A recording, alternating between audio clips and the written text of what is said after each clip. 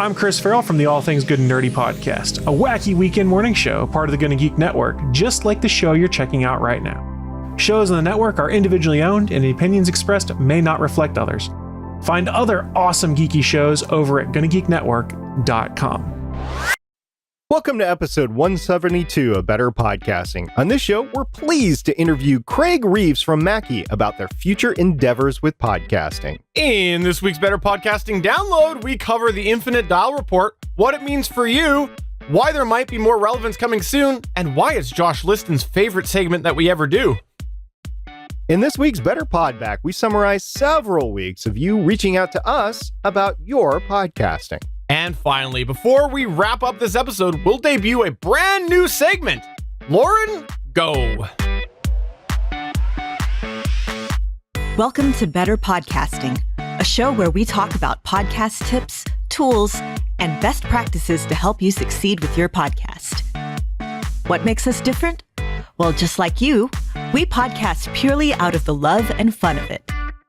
Podcasting is our hobby, and we recognize that it's yours too. We always encourage your questions and feedback, and you can find all of our contact information at betterpodcasting.com. Here's your host for the show, Stephen Jondrew and Stargate Pioneer.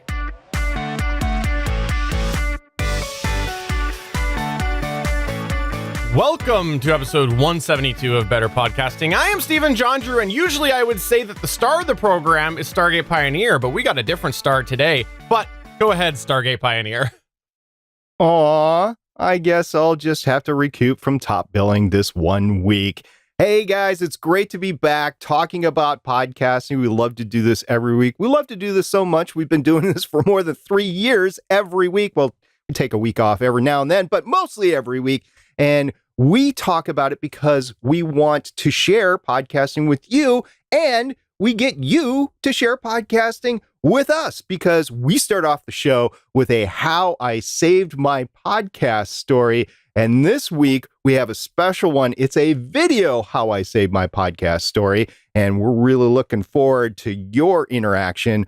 More on these, more about that later. Stephen, let's go ahead and roll the clip.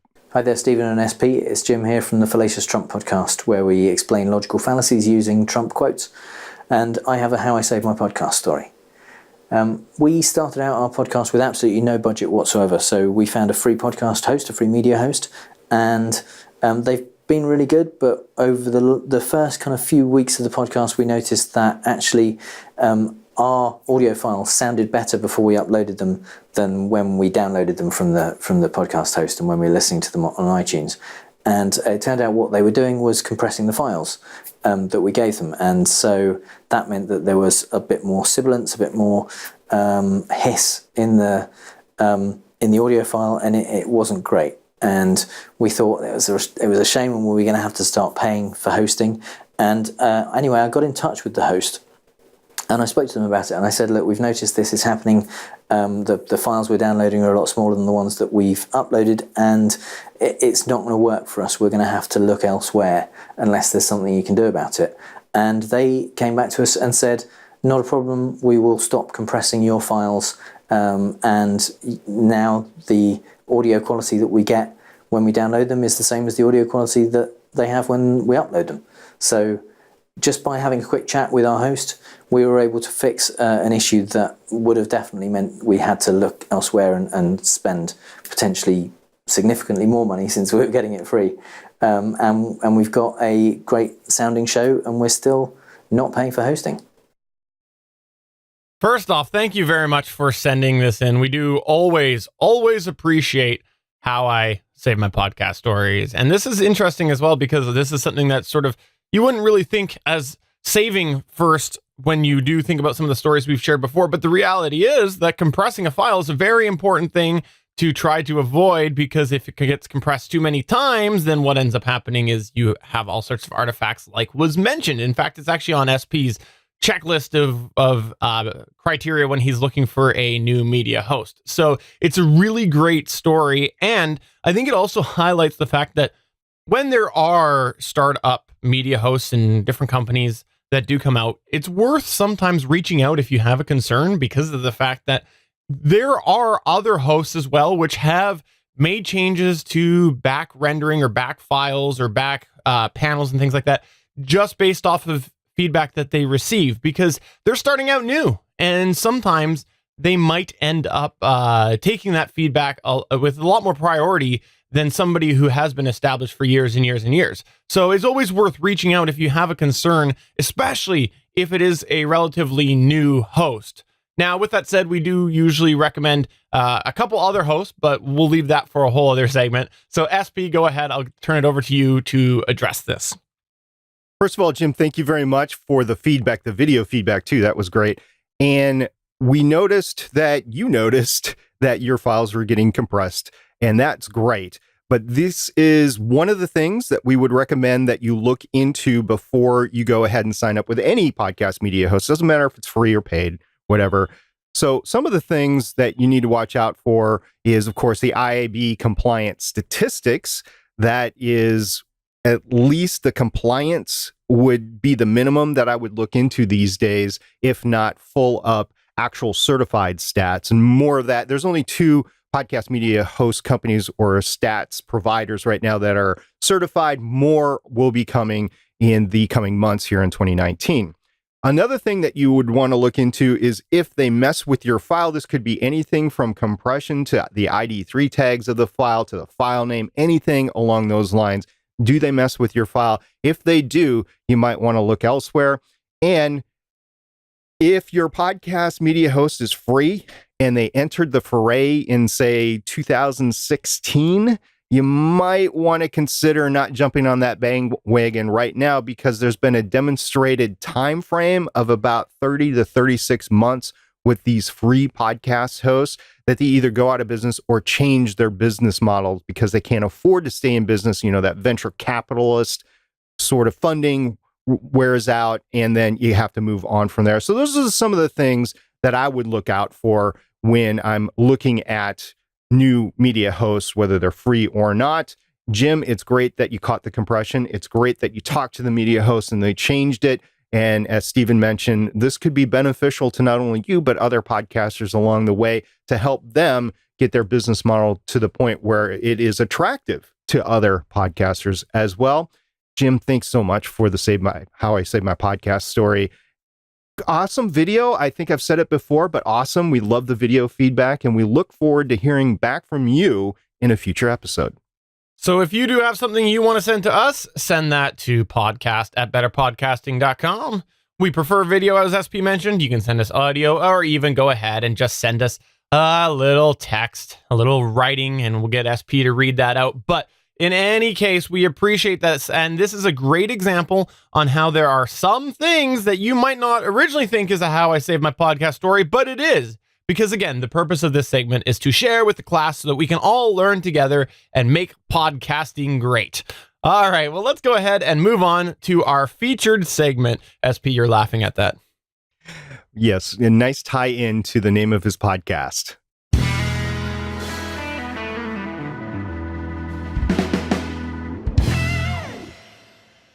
So, Stephen, I was cruising Reddit the other day, and I ran into this interesting post, which led to an immediate DM from me to this other user, and it turned out to be Craig Reeves from Mackie. And so we have a discussion ahead of us from Craig Reeves. Now, Craig works for Mackie. He has also had decades, I've heard, of experience, not with Mackie. He's more relatively recent with Mackie, but with other audio businesses and broadcasting. And we're very fortunate to have a conversation about the audio hardware side of things with Craig Reeves from Mackie. Craig, how you doing today? I'm doing great. Thanks, guys. Well, we appreciate you coming on here today. And we thought that it was a good opportunity for us to pick your brain a little bit about Mackie and the future of Mackie and podcasting. And, you know, just give our listeners and viewers some information. So we're going to put it all on you to make their podcast better. That's what we're going to do. It's all up to me, right? Yeah. So the way this started was we are exploring the content creator space. I kind of hate that term, Yeah, we're looking into creating products that enable people who are podcasting or streaming, enable them to do what they want to do and to be creative. But right now, we don't completely understand the user. Mackie traditionally has been great for mixers and loudspeakers, and that's really how people know us. But getting that last end, like all the way toward the user, that's not typically been a place that Mackie has played. And so we have a lot of questions, and we thought the natural place to go to get those questions answered would be social media and Reddit. And there's some big podcasting oriented communities there. And it was the first thing I thought of. And it was great because I posted, and literally within a couple hours of me posting, I had a couple DMs from guys like you guys, and you guys, that were asking me the same kind of questions and giving me information. So very fruitful, wonderful experience. Well, we're very happy to support it any way that we can, just because being that we have a lot of people who are hobby podcasters listening to this show, that we really do think that there's a lot of that not represented with the offerings out there right now. So we're happy to pass along what information we can, so that hopefully we can get a few more people into the art of podcasting that might not be able to right now. Yeah. Now, before we go on too much, let's take a moment here to talk a little bit about you. And why don't you tell everybody a little bit about your history and how you got to Mackie? So I've been at Mackie for about 5 months. And before Mackie, I worked at a place called Gemini. Actually, for about the last 12 years, I've been a product manager for mostly companies that did DJ products. But I worked actually in Seattle before. Gemini was in New Jersey. And before that, I actually worked at Behringer, which had their offices like a stone's throw from where I am now. Their offices were also in Seattle. No, wait a minute. You pronounced it Behringer, right? Yeah. He said Behringer. It was Behringer, yeah. Yeah, there you go. Yeah. Okay, that is the definitive way to say it. I'm not German, so, or Swiss. Actually, technically, Uli is Swiss. So, yeah, so I was here before, and I completely fell in love with the Seattle area. And when the opportunity came here at Mackie, I jumped on it and was lucky enough that I got selected for the position. Before Behringer, I worked at another DJ company called Stanton. They'd been around for years and years and years. And then before that, for about 13 years before that, I worked at various companies as an audio engineer for broadcast. So I did mostly broadcast news, but also sports. I worked at CNN for 5 years. I worked at the Weather Channel. I did a lot of post work as well, and some truck work it was all freelance stuff. So ESPN and just a little bit of all over the place. But audio engineering in broadcast before, and then I've been a DJ since 1987. So that's my heart. So I got a wedding for my kid coming up pretty soon. Could you slip in and do that? Maybe give me some Mackie products for that. So I was mostly a club DJ, but I could do a wedding as long as you're into the kind of music that I could do a wedding. Well, we'll have to talk about it because my daughter and her boyfriend are more of country Western people than anything else. Yeah, probably not though. Okay, I get it. I'm not that guy. So Mackie's been, Mackie, I think they were the company that directly resulted from Marconi and his radio experience, right? So the history of Mackie, it's funny that you bring this up because we are having this year is our 30th anniversary. And so Greg Macky made a mixer and brought it to NAMM 30 years ago, like 3 or 4 weeks ago. Brought a mixer to NAMM, and that mixer really caught fire. We sold a ton of it. He followed that up with the 1604. They did well there. We had the SRM series of loudspeakers. So Macky was done by a gentleman by the name of Greg Macky. He no longer owns the company, but he still will touch base. Like he was at NAMM for the celebration. And Macky is largely responsible for the proliferation of like small format mixers. There were other companies definitely that were doing it, but Macky brought it down to the price point that made it approachable. And for a long time, Macky was the main player in that business. Now, for our listeners, they might not know what NAMM is. Could you describe NAMM a little bit? So NAMM, North American Music Manufacturers, I think is what it stands for. It's a big convention that happens in Anaheim, California in January every year. And basically, it's where everyone in the music industry, anything that you would see at like a Guitar Center or a music store, everything from sheet music to DJ gear, everything shows up at this convention. It's huge, and it's everything: synthesizers, trombones, everything. So everyone gets together in the music industry, and this is the place that they do it. There's also something very similar in Germany called PLS and Musikmesse. They happen at the same time, so they're grouped together. And so that's kind of the German version of that as well. There's a couple others. There's a bunch of conventions for this kind of thing.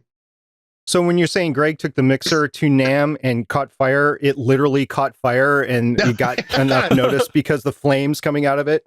So like there were, like I said, there were some companies making small format stuff. I can't remember there was an English company that was making a small format mixer as well. But Greg Macky, he brought all the right functionality at the price that made it like really, really accessible. Before, those mixers were more kind of targeted towards specific use cases. And Greg had more the idea of this needs to be the kind of mixer that someone that has a garage band can use, and they need to be able to have the functionality to be able to create, for instance, a monitor mix, but also do the kind of mixing that you would do on like a bigger console. Just needs to be at a price point that's attractive to people who can't afford the big gear. I appreciate that with Mackie, and I've seen that with a few different products that they've got, is they do have the different lines of things. And it seems to be the way it continues to go. And one example of that was, for a while now, I've been using in-ear monitors when I record the show, and I use headphones for editing and whatnot. But I noticed that Mackie created some in-ear monitors, and they did that. Right, and headphones. Yeah, and headphones. Yeah, and the same structure where there's different levels. So I think that's really great to see that. For somebody coming in, though, who is like a hobbyist and they're wanting to maybe buy a pair of in-ear monitors, what sort of advantage do they get by going up a tier rather than starting at the base? So I'll use the headphones as an example, but this applies to the in-ears as well. Is the lower end, the MC150, which is our lower end headphone, not only is the pricing lower, but it's got a more, I'm going to say a more consumer oriented EQ curve. So it's got that smiley face. It accentuates the highs and the lows.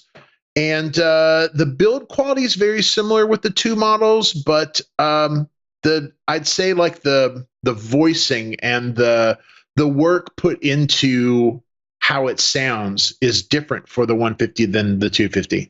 Both of those headphones, though, the 250 is more flat.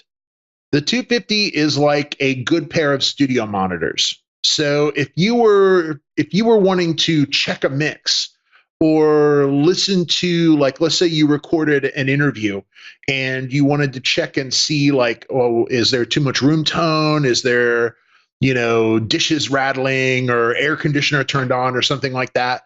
The 250s is what I would use for that. But if you want to listen to music on an airplane, I'd get the 150s. And usually the differentiation happens. There's a price savings on the lower tier product, And usually also like on the higher tier product, there's a little more technology involved in it. Maybe that is active DSP. Maybe it's, 20 more rounds of acoustic engineering and that dark art.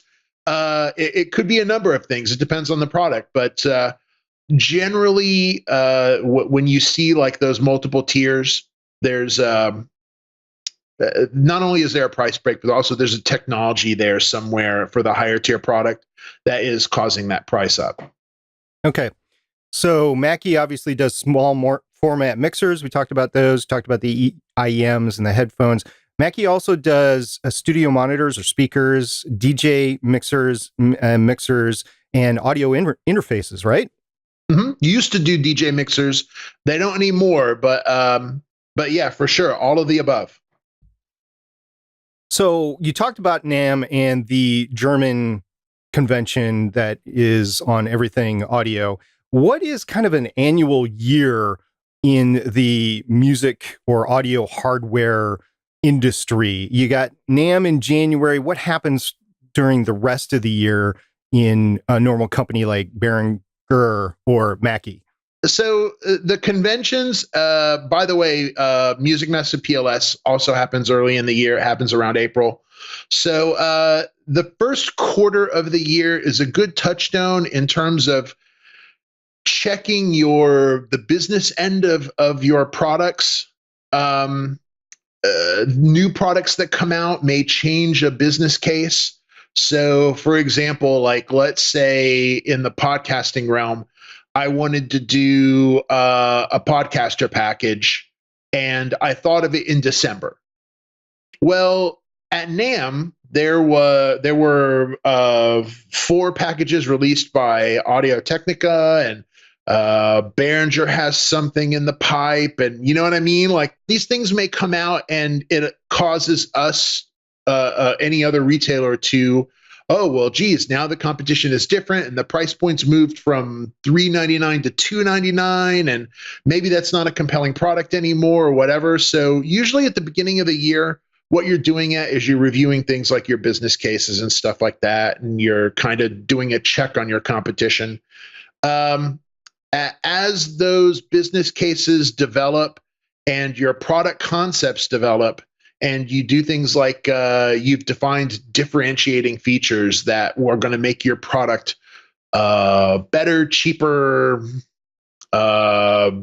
more attractive, whatever, that develops throughout the season. And there are a couple points in the year, like in the United States, everyone wants finished product to be ready around September, because your retailers want to be able to get the product into stores for Christmas.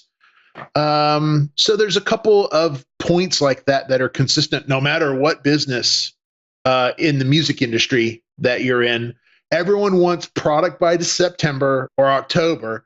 And at the beginning of the year, you're always looking at your business case and kind of checking your competition, competitive analysis, and that kind of thing. You mentioned competition, and one thing that we see a lot with podcasters, especially hobby podcasters, is we'll call it thrifty. We see a lot of thriftiness happening, and what we find is that there's some pretty specific opinions about going a step above bottom tier, like, the more inexpensive brands. There's people who are like, yeah, it works for me. And then there's a lot of people who are very opinionated saying, no, you don't want to do that. You want to go a step up. And a lot of times Mackie is referenced for a higher quality than those budget brands. What sort of things are involved that make people want to spend the extra money on something like Mackie? Like what does Mackie have to help justify that extra price cost? So cheap product, I hate using that term, but cheap product, no matter where it's made, has gotten really good. I mean, these factories that make this product, they've all gotten really good, and you can get really good product now at a wide variety of prices. So I'm not going to be a pricing snob. What you get when you go with let's say a more established brand, and maybe a higher price point, is you get better build quality generally. you get more technology in the product, and you usually get a more mature platform, because companies that have been in this for a long time, that's not a mistake. They've been in it for a long time, and they've been able to develop tools that they can go back and use that make their products moving forward better and more mature. Even if it's like for us, and we're doing a loudspeaker, for example. Well, we know amplifiers really well. We know transducers, speakers really well. So even if this is a new product line, we have 30 years of experience in building this kind of stuff. So when we build something new, you can pretty much figure that we're going to do it mostly right when we first do it. Whereas a company that's just getting into something that is outside of their wheelhouse, or maybe a newer brand that is starting sourcing at a little more questionable manufacturer, it might take them a couple years to dial in that product and to get it to a point where it's mature and robust and is worth the money. The other thing I would say is that the bigger companies generally have more research and IP at their disposal. So they've got a little more to draw from. So, Craig, tell me this. What day of the year is let's drive over Mackie mixers with our cars day? Because that's the rumor. That's the rumor in the podcast industry, is that that's what happens with Mackie mixers, and they keep going. That's the rumor. Well, I guess we drive over our cars, and then Behringer, they shoot at their mixers with guns. So there's a thing called Halt Testing, for example. And when I describe it, you're going to be like, this is crazy. That's not real. We put product in a chamber. Everyone does this. It's not just us. You put product in a chamber and you rapidly cycle these temperature extremes from like way below freezing to like super, super hot, melting plastic kind of hot. You go back and forth and back and forth, and you put humidity in there and everything else. And it is to create like an accelerated life cycle so that you can test when it's going to fail and what's causing it to fail. There are also things called drop tests, where you drop the product without the box or anything from varying heights onto different materials, asphalt, concrete, things like that. Stairs. We have in our specification that we drop a product downstairs. You know, that's real. And again, we're not the only company that does it. This is a common thing in the industry. Vibration testing, where you bolt it to this platform that shakes. Every factory you go to in China will have these test machines there. And so most of the companies that are in this industry, they torture their products. It's Craig, you're making me want to cuddle my mixer right now to make sure nothing happens to it. Don't send it to the chamber. Yeah. So I don't know about driving a car over it, but I mean, there's definitely a couple mixers I would drive a car over. So, Craig, since you've worked in the industry quite a bit, there's probably some listeners to this that have gotten intrigued in the hardware audio industry by podcasting or whatever. And I would be remiss if I didn't ask, if somebody wanted to get into the audio hardware industry, what words of advice would you have for them? I got into this industry sideways. I'll tell you exactly how, and it's going to be funny. I was working as an audio engineer, like I said, and I was also a longtime DJ, and a product called Final Scratch came out. And when Final Scratch came out, there was an issue with it. There were several issues with it. And I, because of my background in audio engineering, could identify some of these issues on day one. For instance, there was a problem with ground loops, and I knew how to get rid of ground loops. So I went to their forums and I said, hey guys, if you've got a buzz, here's some things you can do to fix it. And I became very active on their forums to help people through certain issues with their product. And from there, I got the attention just by participating in the forums of their director of product management. And this guy ended up grooming me over a period of about 2 years. And that's how I got into this business, was being a forum nerd. Oh, that's fantastic. I used to hang out on forums that led me nowhere. So, I appreciate your success. So, you brought the Reddit thread up earlier, and I'm not trying to like goose the thread or anything, but that's totally how I got started in this business. And it's been a super rewarding, awesome career. It's really what I should have been doing for years before this. And by grooming you, you mean like he was combing your hair and, sculpting your beard? This dude, first of all, he was like 15 years younger than me. And when I first met him, I was like, you have got to be kidding me. This guy's a kid. But he was wise in the ways of product management. And he ended up actually leaving Stanton. This is where we were. And becoming the director of product management at Native Instruments for years and years. So this guy knew his business. And he told me the things that I should study. I mean, I dropped out of college. I was at that time a full-time DJ. And so I didn't go to college for this. This is all stuff I learned afterwards, mostly from Google and from Jim giving me the pointers, like telling me, here's the things you should study. Here are the other things. Now you need to read this book. And he totally brought me up. Wow, that's fantastic. It's a good story, and definitely shows people that, like I said, we have a lot of hobby podcast listeners here, and I think that it shows a lot of people that, you put time into something, even if you start off just for fun, you never know where it's going to lead. So that's really awesome. That's a great story.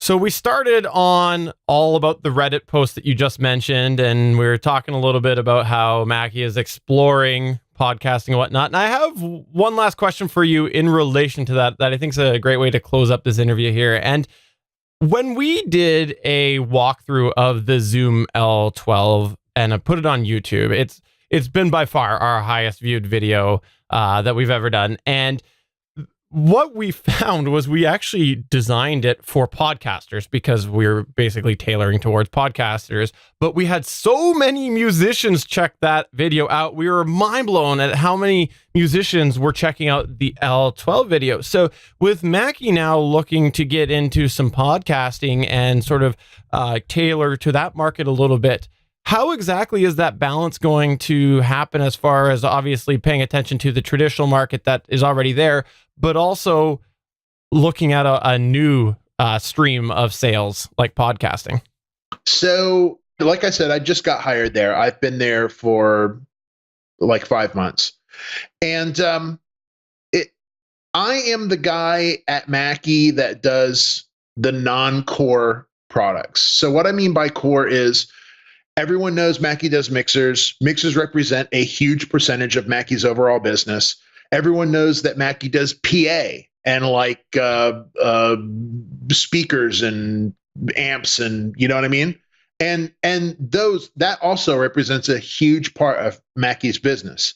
If you put mixers and PA together, that's like 80% of what Mackie does. I'm the other guy. Okay. So it's cool because I can work on these kind of products. And that's one of the reasons why they hired me, is so that I could be the guy that is not the core guy. I can dance around and kind of find other opportunity. And one of the things that everybody, it's not just Mackie, everybody wants into this content creator space. But right now, those two words are just like two cool words that everyone found out about. And they don't understand what it is. Well, I don't understand what it is either. Even though I had a podcast that ran for 2 years, I was a DJ for more years than I care to say. And I know I was a professional audio engineer for a number of years working in broadcast. So even though I've got the background, I'm not going to pretend to understand this new group of users. And even if I understood, like, let's say I had a super handle on podcasting and content creators in the United States, in Asia, that's a whole different thing. And so for us to understand it globally and to start to be able to deliver products that meet the needs of not just beginners. I'm real hot on beginners because I think if you enable people to be creative, they end up being better people. And I think everyone's got a voice, and that's why I'm excited by all of this.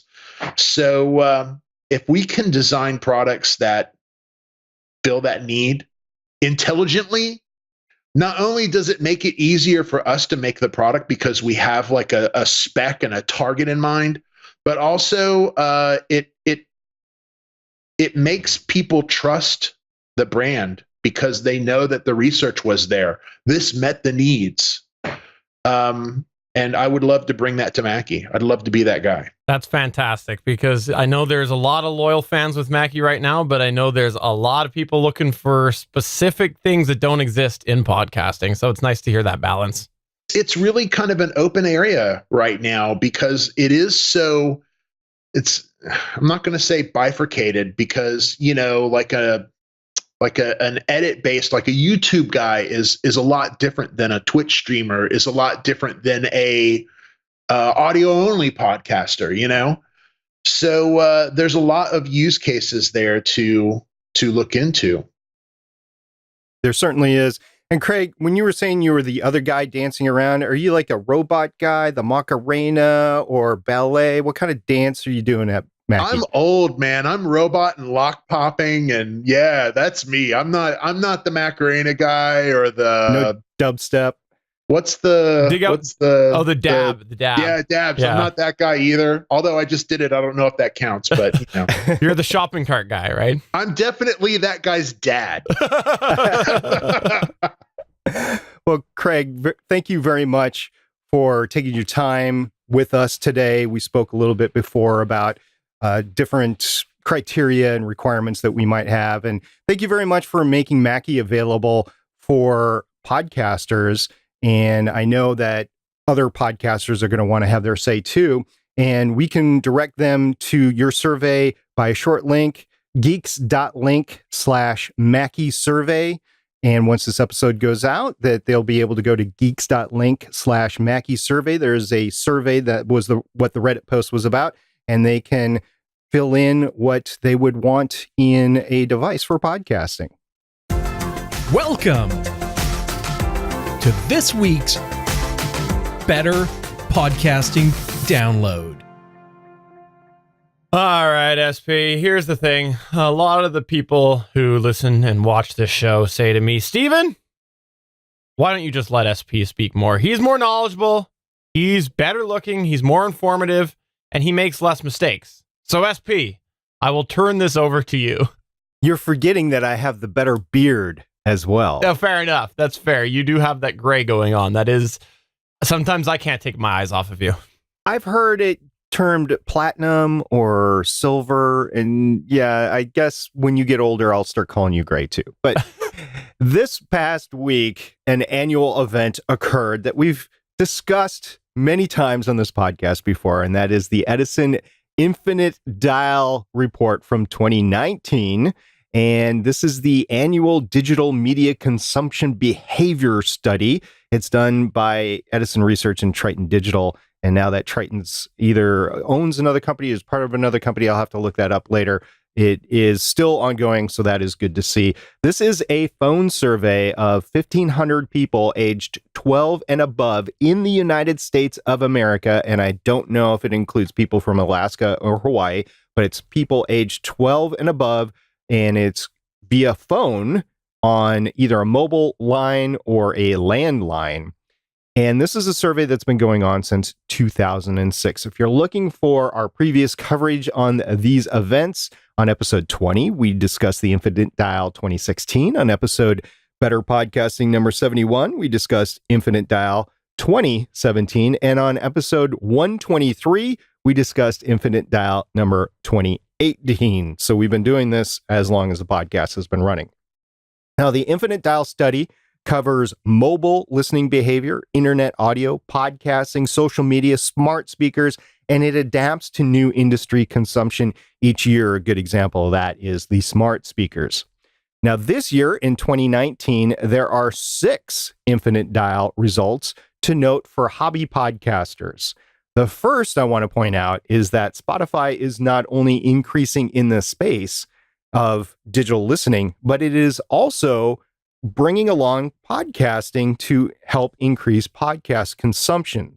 There's a couple of stats that go ahead and exemplify this. So the first is they increased to 24% from 18% in the audio brands that were listened to in the last month. So this 2017, they were 18%, and they are now 24% of the audio brands that are listened to in the last year. There's 24% of Americans that were surveyed from 2017 to 2019. So that's a 6% increase in 2 years. Also, Spotify increased from 15% to 20% of the audio brands listened to in the last week. So the first one was the last month. This is the last week. So 15 to 20%, they are increasing. So Spotify itself, I just wanted to point that out. I know a lot of people are talking about Spotify and, Spotify is the next coming in podcasting.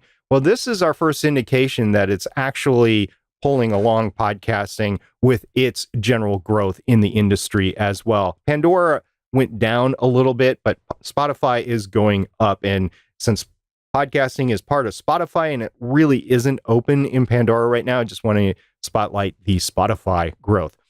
Podcasting itself also continues to grow, as we've seen since the study has come out in 2006.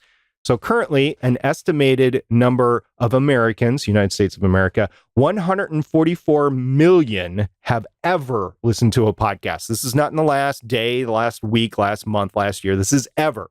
So if you have listened to a podcast in the last, your lifetime, basically, since podcasting started in 2004, you can be part of this 51% of the United States population, estimated at 144 million.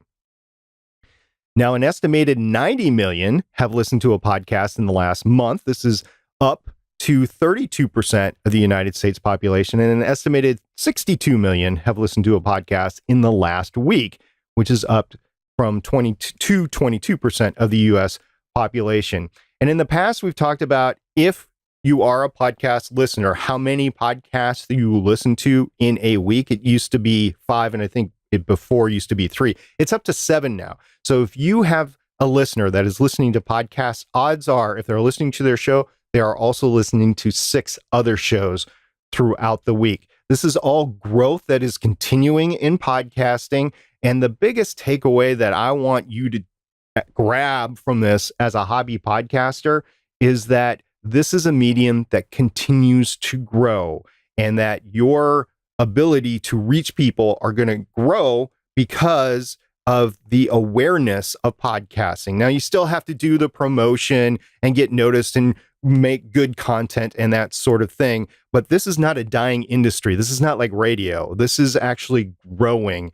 And if you want to get into podcasting, if you're hemming and hawing, I would just go ahead and get into it at any time, and you will ride this wave, and things will be looking up for you as long as you make good content. Stephen, what do you think about all of this for the United States first? One of the things that I really took away from this here is the whole have ever listened to a podcast versus have listened to in the last month. Is when we look at that, you said 51% of the US have ever listened to a podcast, 32% have listened within the last month. So basically that means that there's about 20 odd percent there that listen to podcasting before and don't anymore because they haven't listened in the last month. And what I think is really interesting about that is that obviously that shows that half of the US population knows what a podcast is.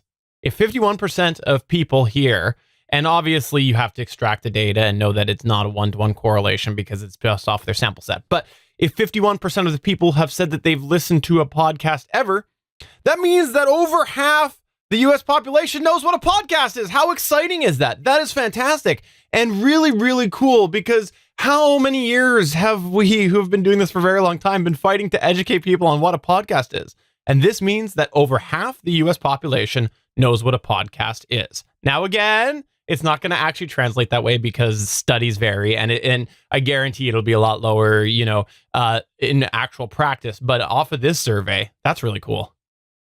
Yeah, they mentioned they called 1,500 people, and I've mentioned this before. 1,500 people where? They say it's random dialing, but what area code are they random dialing, and all sorts of things? I mean, are they targeting metropolitan areas or urban areas? Or are they going rural? Whole bunch of questions about the statistic viability of this.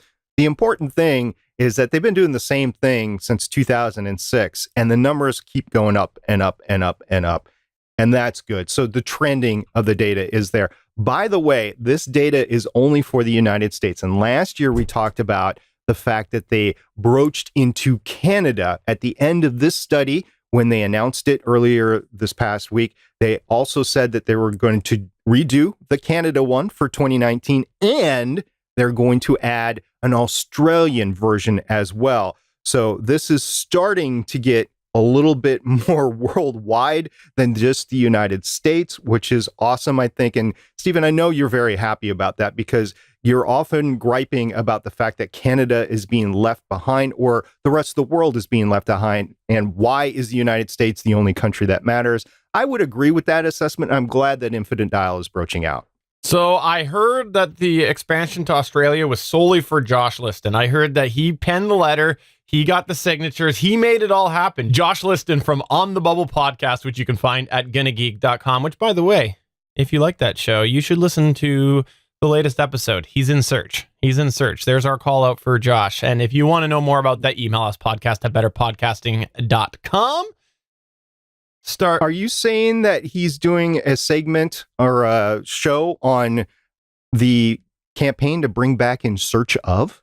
You know what? It could very well be. I think that's exactly what it was. Or maybe, you know what? The latest episode might have all been about the Infinite Dial research. Just maybe. Because he likes it so much. Yeah, bring it back. So, all right. Well, let's go ahead and move on to the Better Pod back before we debut a brand new segment.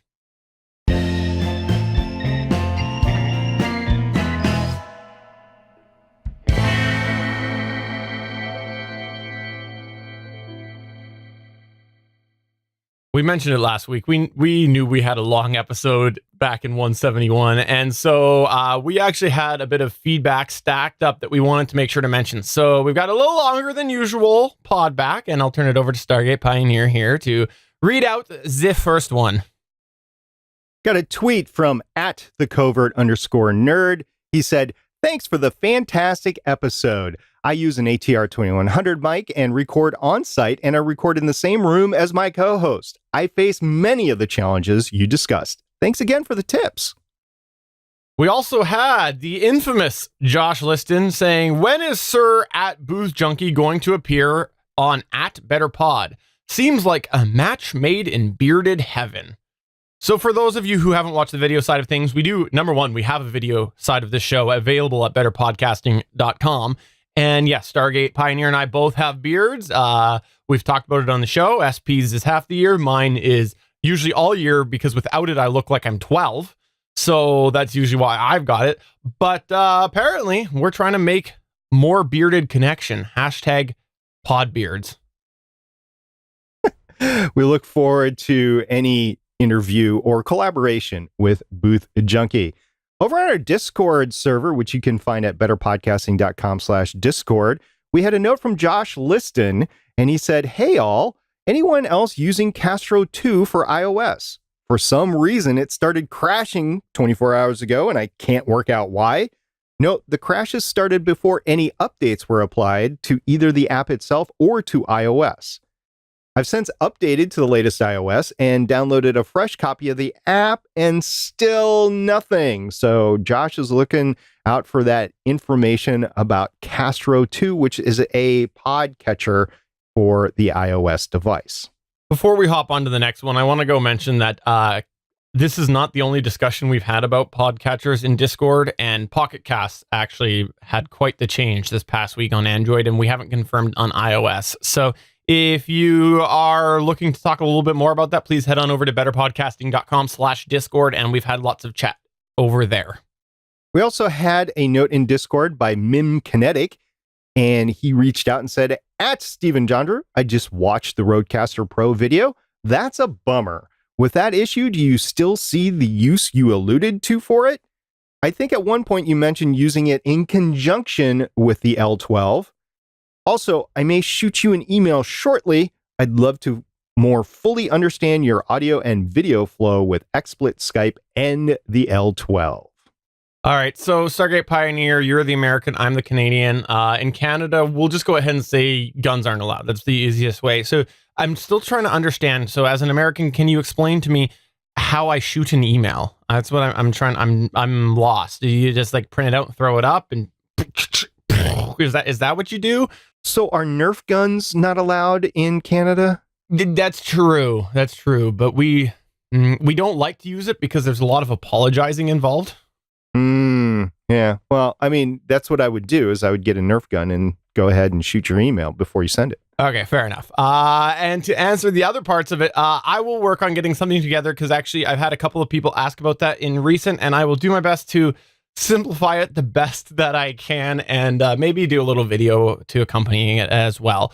The other thing that I want to mention as well is with the actual question on the Rodecaster Pro, if I was to use it in conjunction, it would just mostly be for live streaming reasons, for no good reason, but I have both. I've mentioned it before and I'll mention it again. I wouldn't usually suggest taking the L12 and coupling it with the Rodecaster Pro. It's just too much happening at one time, but I might because I'm insane. We also had Newsreel in Discord say, I will say labels are good. I work at a radio station and every fader / knob / button on the panels have labels on them saying what they do / are for. So we talked about that a couple episodes back. Definitely use labeling if you are using any equipment, as I look at my L12 and realize I haven't labeled it since I got it. Ooh, I thought you did. Ouch. I know you had labels on your old mixer. We also got a new review on Apple Podcasts. I'll go ahead and say it. Apple Podcasts this time because that's where I found it. And it was a thank you. And it was from Titans11. Titans is spelled with a Z. TITANZ11. Thank you is the title of the review. It's 5 stars. And Titans says, great podcast, great info. I'm glad I found this show. You guys are entertaining and I love everything podcasts. Keep up the great work and thanks for helping us out with all the tips. And that's from Ivan J. Ivan, if you could go ahead and shoot us a note. I think you already did, but I misplaced it. If you could shoot us a note with your podcast name, we'll talk about it in a future episode. So if you have something that you want to say to us, please get in touch with us through any of the ways. We absolutely would love to hear from you. And a lot of people have said in the past, well, why do you do this segment? You can't address every email. And that's true. We can't address every email or comment. It's just not possible. But we do try to curate some ones that we think get people thinking, help each other out. Because again, we're here doing better podcasting because we love podcasting and we want to try to help people make their podcast the best that it can be. And sometimes just hearing an idea from somebody else, whether it's something that you've thought of or not, can really help drive your podcast in a certain direction and get you to move along. Podcasting can be a very scary time for people. So please feel free to send us your pod back to podcast@betterpodcasting.com so we can share with the class. All right, it's time for us to debut a brand new segment here on Better Podcasting. And this is something that we're going to try to do frequently on the show. And honestly, it might take us a little bit to fully get going. And the reason why is because this is something that we are going to ask you to participate in. And we're going to call it our #pod warming moment here on Better Podcasting, because we, as I mentioned, do this out of the love of podcasting. And this means that if you are doing podcasting out of the love of podcasting, you really need to be enjoying podcasting. And so we want to help keep podcasting fun. And we want to take a little bit of time every episode and very brief. This is the big important part. This is going to be a very, very brief section on our show where we want to share something that we think is positive or exciting or, enlightening. It's going to vary from week to week. Sometimes it'll be something that we find and we go, that'd be a great moment. Sometimes it'll be something that you've sent to us. And ultimately, we just want to be able to end the show each and every week on a positive note. So when you hear this music from now on, it means that we have entered the hashtag pod warming moment of the week. And so today we're going to go ahead and kick this off with something that we thought, okay, yeah, there's probably some reason behind this, but it also is pretty neat when you think about it. And it actually comes out of the world of video, and it's XSplit and OBS. If you missed this, XSplit and OBS are basically video switchers that allow you to produce a bunch of video components together. We use XSplit here on Better Podcasting, but a lot of people on the network use OBS. The big difference is XSplit is a product that is sold, usually on a subscription basis. Yes, you can get a lifetime license. OBS is something that some people made out of the love of that art, and they made a open source project. And since then, there has been a bit of changes with the way that that's been used, and some other companies and developers have taken that open source and repackaged it as their own.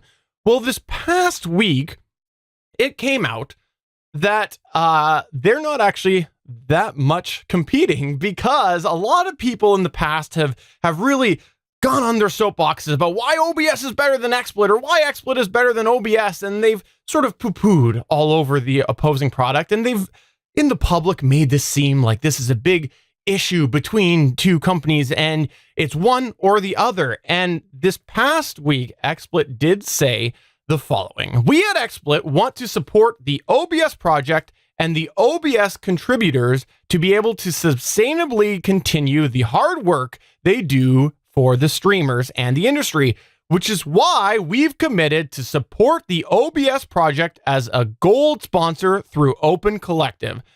Today, XSplit is no longer just a streaming application. XSplit VCam was our first big step into our endeavors to create a more and broader content creation apps for the market, with more to come later this year. Our goal is to make everything we do inclusive and useful for XSplit and OBS users alike. And if you read this post, which I'll go ahead and have in the notes, you can see that they are working closer together, and XSplit actually calls out specifically the creators behind OBS by name and talk a little bit about how they work together and have worked together in the past. So it was just a neat little moment of, you know, a lot of people have been so opposing to the other product, and to see the two of these out together, and obviously there's going to be some beneficial, but to see them out together, essentially working together, it's so neat, because it just goes to show that negativity from the public isn't always the case behind closed doors. It is awesome to see this sort of thing. I mean, Steve and I have been talking about it. There was business reasons behind it, but Microsoft floated Apple for a little while. Oh, this is a long time ago, but they've done it to increase the competition in the sector and to have that competitive edge ongoing that would drive the entire market. And this could be something similar. We've seen this in other industries as well, but this is an example of a pod warming moment. And if you happen to have one, we would love to talk about it in the future. You can go ahead and submit it to us via email, podcast@betterpodcasting.com, or go ahead and tweet it to us, maybe using the hashtag podwarming. That's hashtag podwarming. So on that note, we'll go ahead and leave it there for episode 172 of Better Podcasting. I'm Stephen Jondrew, saying Behringer, like I always have. And I'm SP, saying love the salt and pepper beard. See you guys later. Bye. Bye.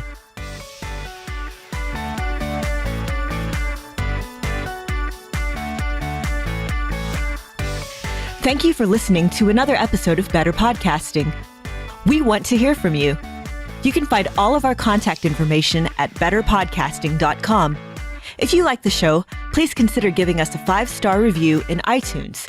We encourage you to check out all of the other geeky podcasts available at GonnaGeekNetwork.com.